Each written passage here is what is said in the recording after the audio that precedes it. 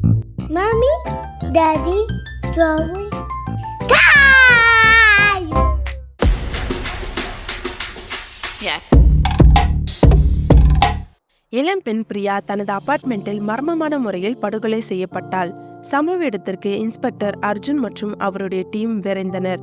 சம்பவ இடத்தை அமைதியாக நோட்டமிட்ட அர்ஜுன் மனதுக்குள், யார் கொன்றார்கள், எதற்காக கொன்றார்கள், சென்னையின் மைய பகுதியில் நடந்த இந்த கொடூரமான கொலைக்கு பின்னால் யார் இருக்க முடியும் என்று பல கேள்விகள் ஓடிக்கொண்டிருந்தன.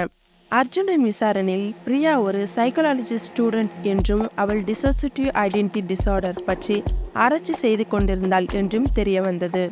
பிரியா தனது ஆராய்ச்சி புத்தகத்தில் பேஷண்ட் எக்ஸ் என்ற நபரை பற்றி ஆராய்ச்சி செய்து வருவதாகவும் அந்த நபர் ஒரே நேரத்தில் பல மனிதர்களைப் போல நடந்து கொண்டதாகவும் எழுதியிருந்தாள். ஆனால் அந்த பேஷண்ட் எக்ஸை பற்றி மற்ற விவரங்கள் எதுவும் அந்த புத்தகத்தில் குறிப்பிடப்படவில்லை. மேலும் அந்த புத்தகத்தில் மல்டிபிள் பர்சனாலிட்டி டிசார்டரால் பாதிக்கப்பட்ட சில பெயர்களை குறிப்பிட்டிருந்தாள். பிரியாவின் புத்தகத்தில் குறிப்பிட்டிருந்த பெயர்களை வைத்து விசாரணை செய்ய ஆரம்பித்தான் அர்ஜுன். ஆனால் விசாரணையை ஆரம்பித்த பிறகு அர்ஜுனுக்கு வித்தியாசமான கனவுகளும் மயக்கமும் வர ஆரம்பித்தன. ஒவ்வொரு தடவையும் மயக்கத்தில் இருந்து கண் விழித்து பார்த்த பொழுதும் தான் வேறு ஒரு இடத்தில் இருப்பதை கவனித்தான். இதற்கிடையில் அதே முறையில் மற்றொரு கொலை நடந்தது. கொலை செய்யப்பட்டவர் பேஷண்ட் எக்ஸுக்கு சிகிச்சை அளித்து வந்த மனநிலை மருத்துவர் தீபா என்று தெரிந்து கொண்டான் அர்ஜுன். இந்த மர்மமான கொலைகளால் மன அழுத்தத்தை உணர்ந்த அர்ஜுன் தனது நீண்ட கால தோழியும் மனநல மருத்துவருமான அஞ்சலியின் உதவியை நாடினான். தனக்கு அடிக்கடி ஏற்படும் மயக்கத்தை பற்றியும் கனவுகளை பற்றியும் விளக்கினான். அர்ஜுனுக்கு டிசோசியேட்டிவ் ஐடென்டிட்டி டிசார்டர் இருக்கலாம் என்று அஞ்சலி சந்தேகித்தாள். ஆனால் அர்ஜுன் அதை மறுத்து வழக்கில் கவனம் செலுத்த ஆரம்பித்தான். அர்ஜுனின் நிலைமை மிகவும் மோசமாக ஆரம்பித்தது. அவன் அடிக்கடி சுயநினைவை இழக்க ஆரம்பித்தான்.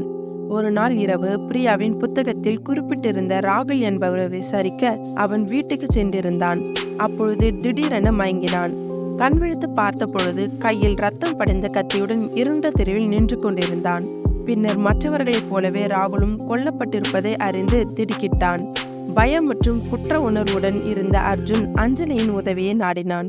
உண்மையை கண்டறிய அஞ்சலி சிகிச்சையை தொடங்கினாள். அஞ்சலியின் தீவிர சிகிச்சையின் போது அர்ஜுனின் ஆல்டர்னேட் பர்சனாலிட்டிஸான ரவியும் கிரணும் அஞ்சலியிடம் மாறி மாறி பேசினர். எங்களை புறக்கணிக்க முடியும் என்று நினைக்கிறியா அர்ஜுன்? நாங்கள் எப்பொழுதும் உன்னுடன் இருந்திருக்கிறோம் என்று ரவியின் குரல் எதிரொலித்தது. போதுமென்றி கராராக இடைமறுத்த கரண், அர்ஜுன், நான் உனக்கு உதவி செய்யத்தான் வந்தேன் என்று உனக்கு நன்றாக தெரியும். நாம் ஒன்றாக சேர்ந்து குற்றவாளியை கண்டுபிடிக்க முயற்சி செய்தோம். ஹோ கமான் அர்ஜுன், நீ அதை செய்யவில்லை என்று உனக்கே நன்றாக தெரியும் என்று ரவி சொன்னான். நன்றாக யோசித்துப் பார். நாம் இருவரும் சேர்ந்து கண்டுபிடித்த விஷயங்களை நாம் குற்றவாளிகளுக்கு மிக அருகில் நெருங்கி சென்றோம் என்று கரண் கூறினான். அர்ஜுனுக்கு நடந்த அனைத்தும் நினைவுக்கு வர ஆரம்பித்தது. தான் குற்றம் செய்யவில்லை என்பதை அர்ஜுன் உணர்ந்தான். விசாரணையை தொடர தீர்மானித்த அர்ஜுன் லிஸ்டில் மீதமுள்ள பெயர்களான நேஹா மற்றும் விக்ரம் மீது கவனம் செலுத்த ஆரம்பித்தான். டாக்டர் அஞ்சலியின் உதவியுடன் அவர்களை விசாரிக்க முடிவு செய்தான். முதலில் விக்ரமை விசாரணைக்கு அழைத்து வந்தான். அவன் பயத்துடன் பதற்றத்துடன் காணப்பட்டான்.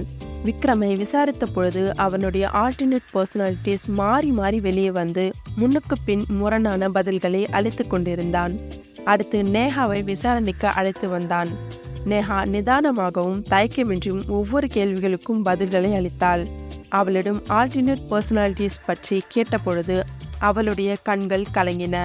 அவள் அனுபவித்த துன்பங்களை, துயரங்களை விளக்கினாள். இந்த குழப்பமான சூழ்நிலையில் இருந்து மீண்டு ஒரு சாதாரண வாழ்க்கையை வாழ விரும்புவதாக கூறினாள். விசாரணை அறையின் பின்புறத்திலிருந்து அர்ஜுனும் அஞ்சலியும் நேஹாவை கவனித்துக் கொண்டிருந்தனர். அப்பொழுது அர்ஜுனுக்குள் ஒரு மாற்றம் ஏற்பட்டது. அவனுடைய ஆல்டர்னேட் பர்சனாலிட்டியான கரண் வெளிப்பட்டான்.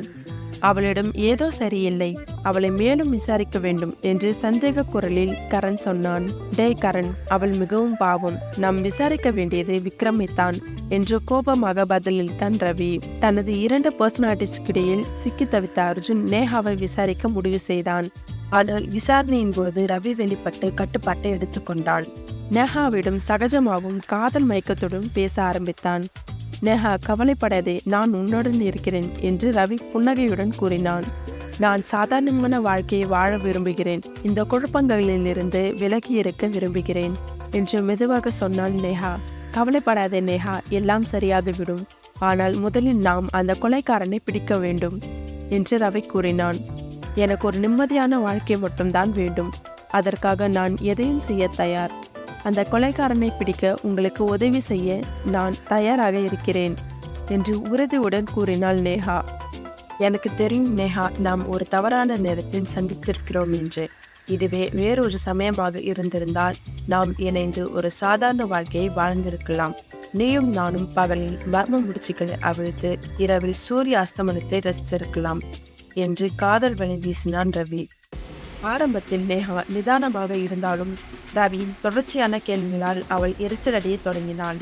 காதல் வலை வீசுவது போல் மறைமுகமாக கேள்விகளை கேட்டான் ரவி. அது அவளுடைய எரிச்சலை கோபமாக மாற்றியது. இறுதியாக நேஹாவின் உண்மையான முகம் வெளிப்பட்டது. எங்களுடனே விளையாட நினைக்கிறாயா ரவி? என்னுடைய மிகப்பெரிய திட்டங்களில் ராகுலும் விக்ரமும் ஒரு சிறு துளிகள், என் பரிசோதனை எலிகள். ஆனால் நீ எப்பொழுதும் என்னை ஆச்சரியத்தில் ஆழ்த்தும் ஒரு சப்ஜெக்ட். என்னை பற்றி அதிகம் தெரிந்து கொள்ள நினைக்காதே.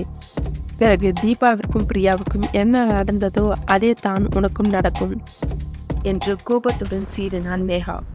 தன்னுடைய பரிசோதனைகளை பற்றியும் கொலைக்கான காரணங்களை பற்றியும் நக்கலாக கூறினாள் நேஹா. அவளின் ஒப்புதல் வாக்குமூலம் பதிவு செய்யப்பட்டு அவள் கைது செய்யப்பட்டாள்.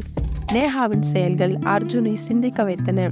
தன்னை சுற்றி இருக்கும் மர்மங்கள் முடிந்திருந்தாலும் தன் உள் மனதில் நடக்கும் போராட்டம் தொடர்ந்தது. Subscribe to Mommy